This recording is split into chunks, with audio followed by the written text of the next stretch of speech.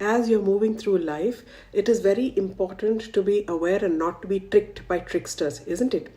So how do you know who's a trickster and who should you be aware of? Well, there is one trickster that will always be around you in your life, and this is something that you need to be really, really aware of. Otherwise, you can be a major victim of this trickster.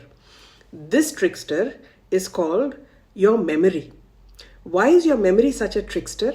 Your memory is never an accurate representation of what happened. Memory is a blended version of what happened and what is your current perception about it. So if you think sometimes you may have had a conversation with somebody, you would have felt good, or you would have just felt neutral about it, you would have come back home, you would have thought about it, and suddenly you start feeling negative about the conversation, you feel like, no, it wasn't good and all of that stuff.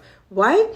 Because the conversation wasn't wrong. Your perception started interfering. And how do these perceptions interfere? That could have been an absolute normal conversation, but I'm not going through a great phase of my life right now. I'm tending to generally feel more negative about things. So when I replay something from the past, it's easy for me to replay it in a manner that makes me feel negative about that also. So please be aware about this trickster that you have. In fact, imagine this trickster is playing a major role in us making all our decisions as well. And we rely on it so heavily. We say, I know you did this. I know this is what happened. So if you really want to fight with someone, please make sure you fight within the same 24 hours. If you fight later, there is a great likelihood that your perceptions and the other person's perceptions are far from reality, and hence both of you cannot come to a common ground. So please remember, this is your trickster. This is not to be relied on as if it is the ultimate truth. Your representation of the past is never really true. Your representation of the past is a mixture of what happened